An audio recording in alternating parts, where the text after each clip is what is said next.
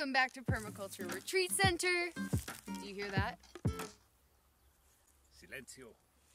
Silence. We just said goodbye to our most recent students. This is the first time we're taking a vacation, or I should say staycation, in a really long time, without anyone here apart from our long-term volunteer Flavio.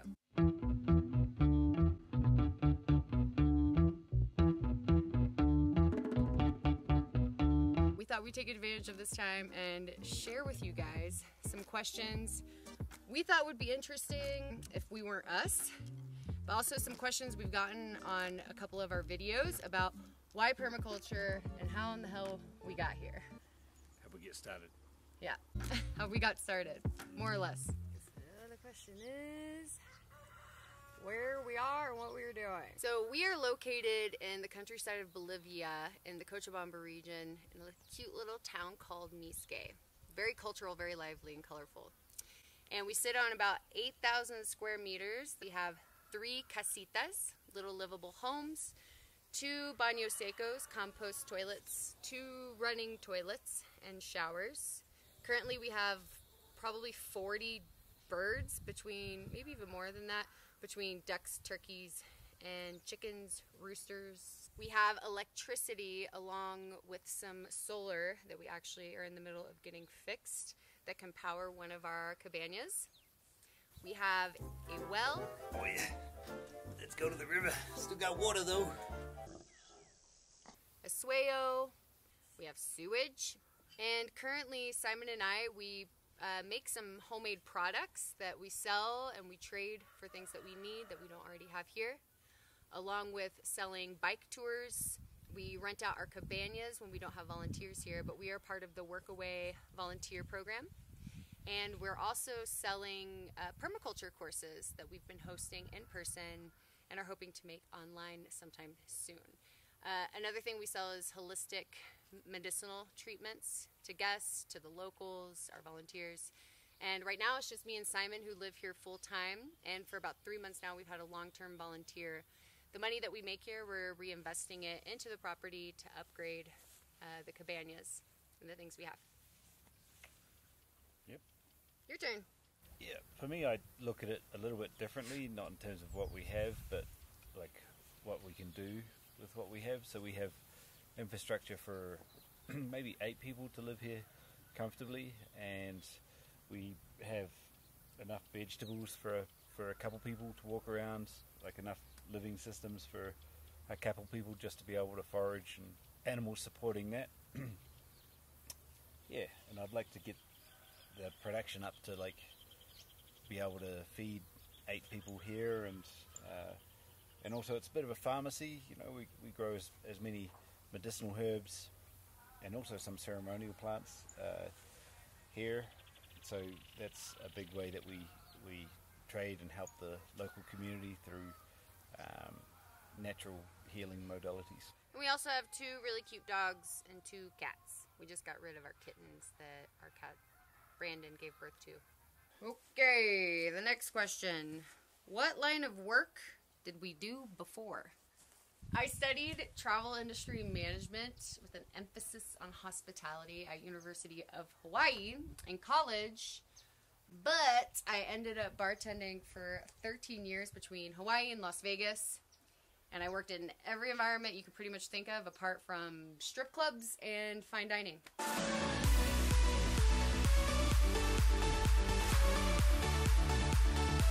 I mean, I'm from New Zealand and I studied business, believe it or not, and worked in technology, solutions, sales, that kind of stuff, as a business analyst in London, as a founder of a medical company in California, as a surfer in Portugal. Well, that wasn't paid, but it was a lot of fun. And permaculture now for the last probably 12 years. You bartended for a bit too, didn't you? In Portugal, yeah. He's a great mixologist. So what did the process look like that led to this lifestyle? And what skills did you have once you started in permaculture with your own land? Yeah. Take it away.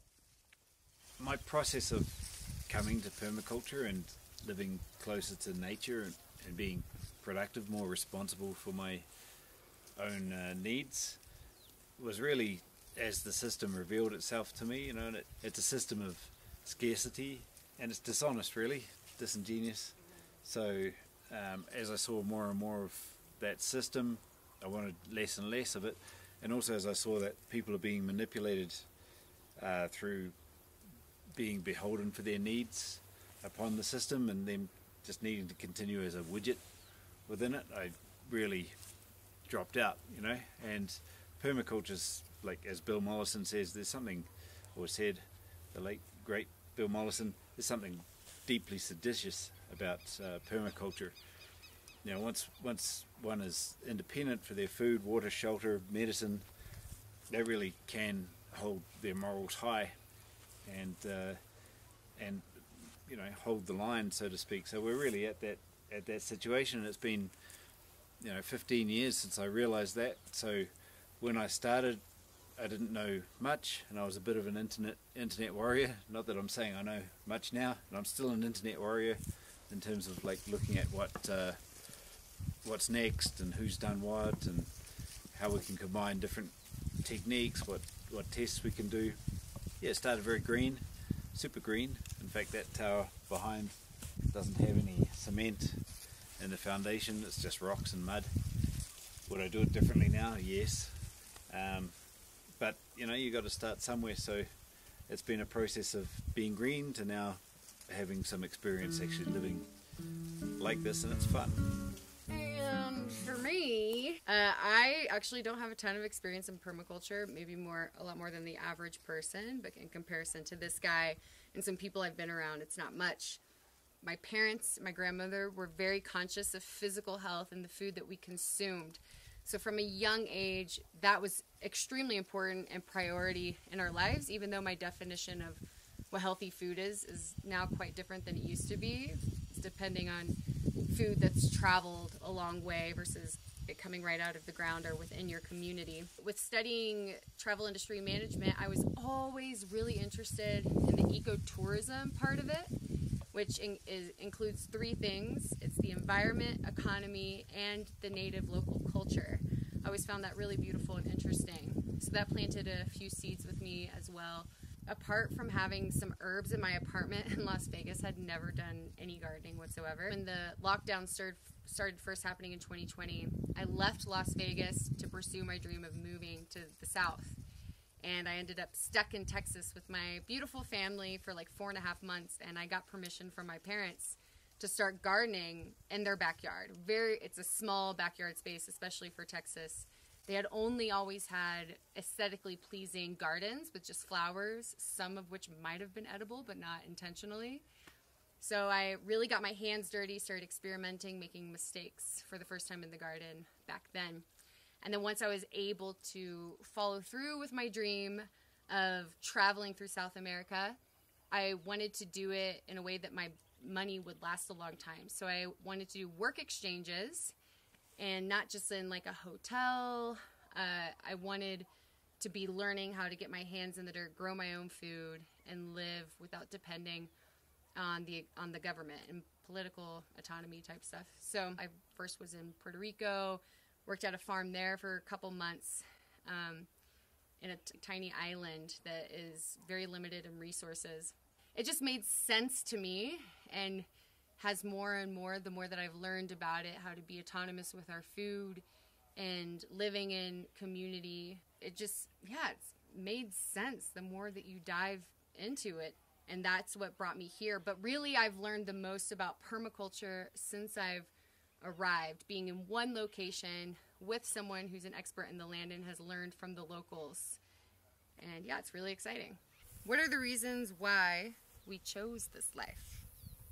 Rather than go to the streets and protest, or try and convince other people that to work together to have social or political solutions, like, I think it has to start at home. Really, you have to be the solution. So for me, it's to live in alignment with my values in a symbiotic relationship with nature, and from that foundation be able to share knowledge and real world solutions to those that we're in touch with. So I have a lot to say about climate change or health or politics, but we express that through living systems versus just mere rhetoric, you know.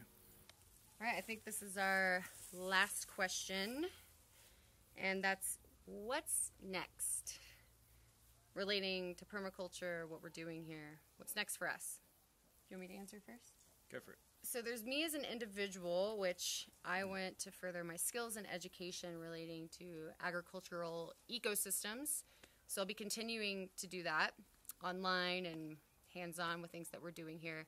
We always have a long, never-ending list of projects. We'll be continuing to pursue that list, which changes off and on. If you're a patron of ours, a financial supporter, we're hoping to get more people involved, commenting on our Patreon profile so that they can have more of an influence on some of the projects that we're doing here. As a couple, because we have a partnership here, we share this commonality and alignment of wanting to reach more people who are interested in also building communities, living self-sufficiently in community, wherever they're located.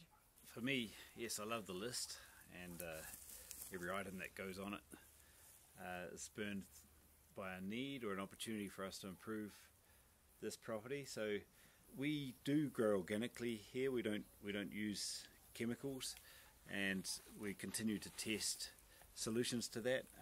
Some of the things, we produce 2 really good fertilizers right now. One that's from the bokashi, and another that's for making the fruits like 20% bigger. That's a phase 3 fertilizer.